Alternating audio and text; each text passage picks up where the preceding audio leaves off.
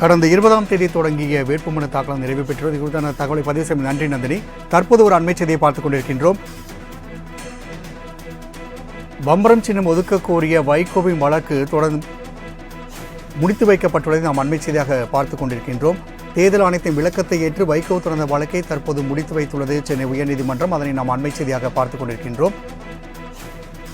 அதன்படி தேர்தல் ஆணையத்திற்கு பம்பரம் சின்னத்தை ஒதுக்க வேண்டும் என்று உத்தரவிட முடியாது என்ற ஒரு உத்தரவையும் உயர்நீதிமன்றம் பிறப்பித்துள்ளது. தற்போது நாம் அதனை அண்மை செய்தியாக பார்த்துக் கொண்டிருக்கின்றோம். இந்த மக்களவை தேர்தலில் 2 தொகுதிகளுக்கு மேல் போட்டியிட்டால் மட்டுமே சின்னம் வழங்கப்படும் என்று தெரிவிக்கப்பட்ட நிலையில் பம்பரம் சின்னத்தை மதிமுகவுக்கு ஒதுக்க முடியாது என்று தேர்தல் ஆணையம் உயர்நீதிமன்றத்தில் தெரிவித்திருந்தது. அதன் அடிப்படையில் தற்பொழுது தேர்தல் ஆணையத்தின் விளக்கத்தை ஏற்று இந்த வழக்கானது முடித்து வைக்கப்பட்டுள்ளதை நாம் அண்மை செய்தியாக பார்த்துக் கொண்டிருக்கின்றோம்.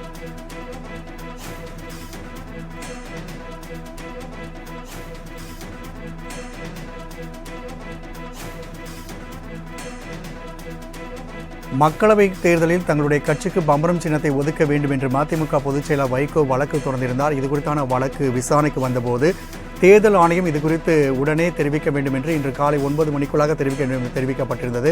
அதன் அடிப்படையில் தேர்தல் ஆணையம் 2 தொகுதியில் போட்டியிட்டால் மட்டுமே சின்னம் ஒதுக்கப்படும் என்று தெரிவித்தது. அதன் அடிப்படையில் தற்பொழுது தேர்தல் ஆணையத்தின் விளக்கத்தை ஏற்று வைகோ தொடர்ந்த வழக்கினை உயர்நீதிமன்றம் முடித்து வைத்துள்ளதை நாம் அண்மை செய்தியாக பார்த்துக் கொண்டிருக்கின்றோம்.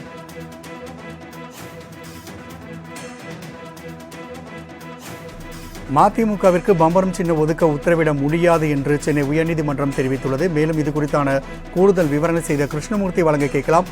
வணக்கம் கிருஷ்ணமூர்த்தி. தற்பொழுது தேர்தல் ஆணையம் மதிமுகவிற்கு பம்பரம் சின்னம் ஒதுக்க முடியாது என்று தெரிவிக்கப்பட்ட நிலையில் அது குறித்து தேர்தல் ஆணையத்திற்கு உத்தரவிட முடியாது என்று உயர்நீதிமன்றமும் தெரிவித்துள்ளது.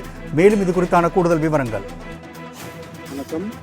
மக்களவை தேர்தலில் மதிமுகவிற்கு பம்பரம் சின்னம் ஒதுக்க கோரி தேர்தல் ஆணையத்திற்கு உத்தரவிட வேண்டும் என்று சென்னை உயர்நீதிமன்றத்தில் மதிமுக சார்பில் பொதுச் செயலாளர் வைகோ வழக்கு தொடர்ந்திருந்தது. இந்த வழக்கை விசாரித்த சென்னை உயர்நீதிமன்ற தலைமை நீதிபதி அமர்வு நேற்று தினம் இன்று காலை 9 மணிக்குள்ளாக தேர்தல் ஆணையம் இந்த மனுவை பரிசீலித்து உடனடியாக பம்பரம் சின்னம் ஒதுக்குவதற்கு தொடர்ந்து அவர்களுடைய கோரிக்கையை பரிசீலிக்க வேண்டும் என்று உத்தரவிட்டிருந்தது. அதன்படி இன்று காலை 9 மணிக்கு மேலாக மதிமுகவிற்கு பம்பரம் சின்னம் ஒதுக்க முடியாது என்று இந்திய தேர்தல் ஆணையம் தரப்பில் அறிவிப்பானது வெளியிடப்பட்டிருந்தது.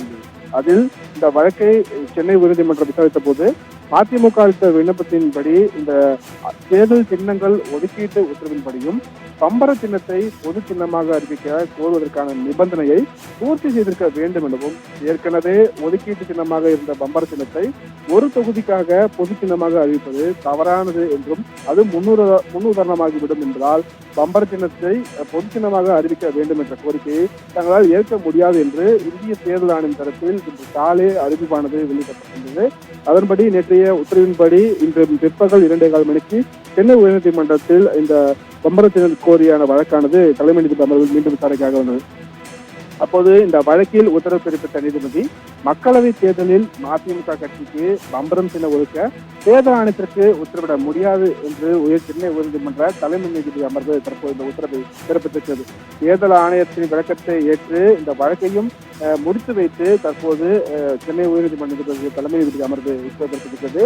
ஒரு தொகுதிக்காக பொது சின்னம் பட்டியலில் இல்லாத பம்பர சின்னத்தை மதிமுகவிற்கு ஒதுக்க சட்ட விதிகள் இல்லை என்று தேர்தல் ஆணையம் தரப்பில் தற்போது இங்கு விளக்கமானது அளிக்கப்பட்டது.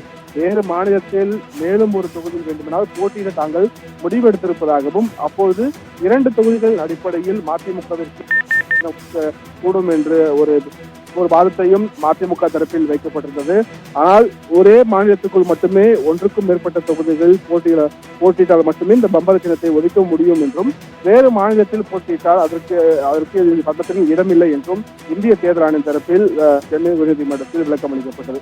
எனவே மதிமுக 2010ஆம் ஆண்டு தேர்தலில் பெற்ற அங்கீகாரத்தை இழந்துவிட்டதாக தலைமை நீதிபதி அமர்வு தெரிவித்து அவர் தாக்கல் செய்திருந்த வேட்புமனு தாக்கலை கடைசி நாள் என்பதால், அதாவது இன்றுடன் வேட்புமனு தாக்கலுக்கான கடைசி நாள் என்பதால் இந்த வழக்கில் எந்த ஒரு தீர்வும் தங்களால் காண இயலாது என்று கூறி வைகோ தொடர்ந்த இந்த வழக்கை முடித்து வைத்து சென்னை உயர்நீதிமன்றம் இன்று உத்தரவிட்டிருக்கிறது. ராம்குமார்.